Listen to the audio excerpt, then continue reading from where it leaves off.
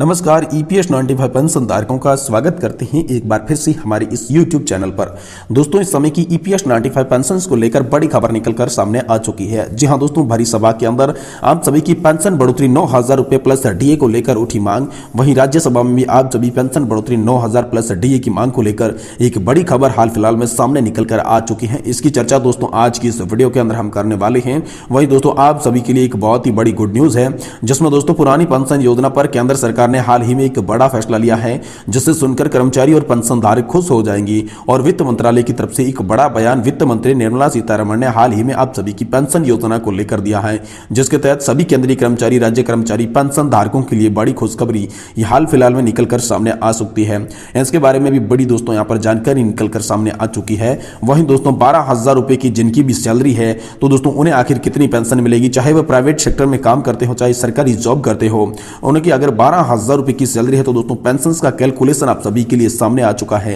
आप सभी को कितनी पेंशन दी जाएगी, इसके बारे में हाल फिलहाल में कर्मचारी भविष्य निधि संगठन ने अपने आंकड़े स्पष्ट कर दिए हैं और इन्हीं आंकड़ों से आप सभी के लिए एक बड़ी गुड न्यूज निकलकर आ चुकी है। इसके बाद दोस्तों आज की इस वीडियो में हम बात करने वाले हैं कि आखिरकार पुरानी पेंशन योजना की मांग आप सभी के लिए एक बार फिर से उठा दी गई है। आखिरकार इस मांग को देखते हुए आप सभी के लिए क्या गुड न्यूज हो सकती है। वहीं दोस्तों आप सभी के लिए यहां पर आगामी माह से ही दोस्तों जीरो हो जाएगा आप सभी का डियरनेस अलाउंस और डियरनेस लीफ, जिसके बाद दोस्तों कर्मचारी और पेंशन धारकों को होगा बंपर फायदा। तो आखिरकार मोदी सरकार के ऐलान के अनुसार कैसे इनको बंपर फायदा मिलेगा, कैसे दोस्तों जीरो हो जाएगा आप सभी का डीए और डीआर, और इसके बाद पेंशन धारकों को कितनी पेंशन मिलेगी और कर्मचारियों को कितनी सैलरी मिलेगी, इसके बारे में दोस्तों बात आज की इस वीडियो के अंदर करने वाले हैं। वहीं दोस्तों केंद्र सरकार का एक बड़ा ऐलान, केंद्रीय कर्मचारियों के ऊपर मेहरबान हो गई है केंद्र सरकार और कर दी है पैसों की बौछार। एक साथ मिलेंगी 3 बड़े तोहफे। जी हां दोस्तों, आप सभी के लिए 3 बड़े तोहफे, जिसमें 18 माह की बकाया डीए एरियर को लेकर बड़ी खबर है। साथ ही साथ दोस्तों आप सभी के लिए मेडिकल सुविधा के साथ पेंशन बढ़ोतरी को लेकर बड़ी खबर आप सभी के लिए हाल फिलहाल में सामने आ रही है। यानी कि दोस्तों आप सभी के लिए कुल मिलाकर पेंशन को लेकर इस वक्त की ताजा जो अपडेट है वो आज की इस वीडियो के अंदर हम जानने वाले हैं, जिसमें इंपोर्टेंट खबर ईपीएस 95 पेंशन धारकों के लिए निकल कर आ चुकी है कि न्यूनतम पेंशन 7,000 रुपए 500 प्लस डीए करने की मांग को लेकर यहां पर जो है विरोध प्रदर्शन करने की तैयारी कर चुके हैं। पेंशन धारकों में काफी आक्रोश दिखाई दे रहा है, जिसके बाद नेशनल एजुटेशन कमेटी यानी कि राष्ट्रीय संघर्ष समिति, जो कि एक संस्था है पेंशन धारकों की पेंशन बढ़ोतरी को लेकर लगातार मांगे उठाती आई है, उन्होंने दोस्तों ऐलान किया है कि अब पेंशन धारकों की मांगे मंजूर होकर रहेगी और 7,500 प्लस डीए की मांग को लेकर एक बार फिर से पेंशन भोगी है वो बड़ा प्रदर्शन करने की तैयारी कर चुके हैं। तो दोस्तों संपूर्ण खबरें जो है विस्तार से आप सभी को इस वीडियो के अंदर बताने की कोशिश करेंगी, इसलिए सभी पेंशन धारकों से निवेदन करते हैं कि इस वीडियो को आप लास्ट तक देखें और इससे पहले दोस्तों चैनल पर नए तो चैनल को सब्सक्राइब कर दें और वीडियो को लाइक जरूर करें। तो चलिए शुरू करते हैं खबरों का सिलसिला।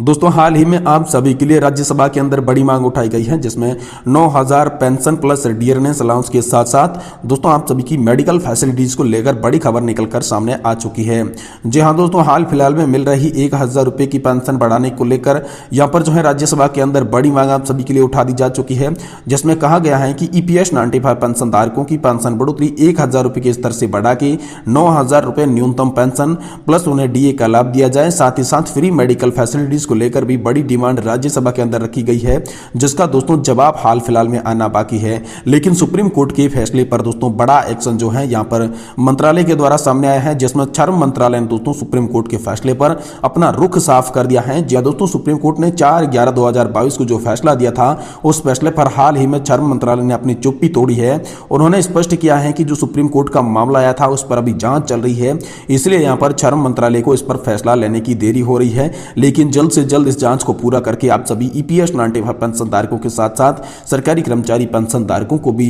एक्चुअल में जो यहां पर सुप्रीम कोर्ट का आदेश आया था उसी ऑर्डर के तहत पेंशन का जो है वो लाभ दे दिया जाएगा। ऐसी दोस्तों हाल फिलहाल में आप सभी के लिए बड़ी अपडेट निकलकर सामने आ चुकी है। वहीं दोस्तों पुरानी पेंशन बहाली को लेकर सरकार ने हाल फिलहाल में एक फैसला सुनाया है, जिसे सुनकर कर्मचारियों में काफी ज्यादा संतोष है। जी हां दोस्तों, ओपीएस की मांग लगातार तब से हो रही है जब से एनपीएस को लागू किया गया था, जिसके बाद दोस्तों यहां पर जो है लगातार कर्मचारी हैं वो एनपीएस को हटाकर ओपीएस लाने की बात कर रहे हैं, क्योंकि एनपीएस के अंदर कोई भी गारंटीकृत पेंशन नहीं मिलती, लेकिन ओपीएस के अंदर वो सारे लाभ मिलते हैं जो कि सरकार एक्चुअल में पेंशन धारकों को देना चाहिए, जिसमें 50% की पेंशन है, बेरोजगारी भत्ता यानी कि दोस्तों महंगाई भत्ता यहां पर दिया जाता है, साथ ही साथ फ्री मेडिकल की सुविधा भी दी जाती है। तो ऐसी सुविधाओं को छोड़कर एनपीएस के तहत जो सरकारी कर्मचारी है वो क्या पाएंगे, इसको लेकर लगातार विरोध हो रही थी। और इस पर दोस्तों यहाँ पर सरकार ने फैसला सुनाया है कि सरकार ओपीएस को लेकर नकारात्मक नहीं है, सरकार ओपीएस पर विचार कर सकती है, ओपीएस को फिर से लागू भी कर सकती है। ऐसा दोस्तों बयान हाल फिलहाल में सरकार के नुमाइंदों के द्वारा निकलकर सामने आ रहा है।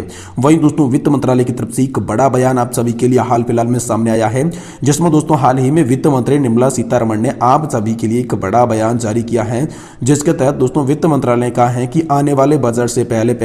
यहां पर ईपीएस 95 पेंशनधारक जो प्रदर्शन कर रहे हैं अपनी 4 सूत्रीय मांगों को लेकर, उसमें बड़ा फैसला हो सकता है। साथ ही उन्होंने यहां पर नेशनल पेंशन सिस्टम के तहत गठित की गई कमेटी के बारे में भी अपनी चुप्पी तोड़ दी है। जहां दोस्तों एनपीएस के लिए बनाई गई टीबी सोमनाथन की अध्यक्षता वाली कमेटी की रिपोर्ट जल्द ही आ सकती है, ऐसा वित्त मंत्री निर्मला सीतारमण जी ने हाल ही में स्पष्ट कर दिया है। उनकी रिपोर्ट आते ही यहां पर लगभग कर्मचारी और पेंशनधारकों को 35 से 40% या फिर 40 से 45% की पेंशन गारंटीकृत तौर पर देखने को मिलेगी। और अगर वित्तीय स्थिति में कोई भी कमी होगी तो ये वित्तीय स्थिति सरकार पूरा करेगी, ऐसा दोस्तों हाल फिलहाल में आप सभी के लिए देखने को मिला है। और आश्वासन दिया है कि आप सभी के लिए अंतरिम बजट में आप सभी के लिए बड़ी खुशखबरी देखने को मिल सकती है। यह हाल फिलहाल में आप सभी के लिए बड़ी अपडेट निकलकर सामने आ चुकी है। वही दोस्तों आप सभी कर्मचारियों के लिए बड़ी खबर है कि आप सभी के लिए यहाँ पर एक बार फिर से डीए जो है वो 0 होने जा रहा है, यानी कि आप सभी का 50% डीए हो जाएगा, जिसके बाद फिर से आपको शून्य से डीए शुरू कर दिया जाएगा। और आप सभी का डीए और जो डीआर है वो दोस्तों आप सभी की सैलरी के अंदर मर्ज कर दिया जाएगा, जोड़ दिया जाएगा, जिसके एक अनुमान के हिसाब से हम मानकर चलते हैं कि किसी भी पेंशनधारक की यहाँ पर जो है 18,000 रुपए की पेंशन है तो उसे 50% डीआर का लाभ दिया जाता है, तो 9,000 रुपए डीआर के तौर पर बन जाते हैं, जिससे 18,000 रुपए की पेंशन के साथ साथ 9,000 रुपए एक्स्ट्रा जोड़कर आप सभी के खाते में आने वाले हैं। ऐसी दोस्तों बड़ी खबर आप सभी के लिए हाल फिलहाल में निकल कर सामने आ चुकी है। वही केंद्रीय कर्मचारियों के लिए बड़ा तोहफा क्या है, तो यहाँ पर सरकार की पेंशन की तमाम मांगों को मानते हुए यहाँ पर ओपीएस लाने पर विचार कर सकती है। पहला बड़ा तोहफा यह है। दूसरा बड़ा तोहफा है कि सरकार ने यहाँ पर जो है कमेटी की रिपोर्ट पर स्पष्ट कर दिया है, जिसके बाद गारंटीकृत पुरानी पेंशन योजना की यहाँ पर बहाली हो सकती है। वहीं दोस्तों 18 माह की बकाया डीए एरियर को लेकर जल्द ही फैसला हो सकता है। सरकारी कर्मचारियों के खाते में 18 माह से बकाई डीए एरियर जल्द से जल्द ट्रांसफर किया जा सकता है। इसको लेकर हाल फिलहाल में बड़ी खबर आई है। वहीं दोस्तों एक इंपॉर्टेंट खबर आप सभी के लिए कि सैलरी जिनकी 12,000 है, उन्होंने यहाँ पर 25 साल तक नौकरी दी है, तो उनके मन में कंफ्यूजन रहता है कि आखिरकार उन्हें कितनी पेंशन मिलेगी। तो इसके लिए यहाँ पर कर्मचारी भविष्य निधि संगठन ने एक सर्कुलर जो है वो जारी कर दिया है, कैलकुलेशन बता दिया गया है,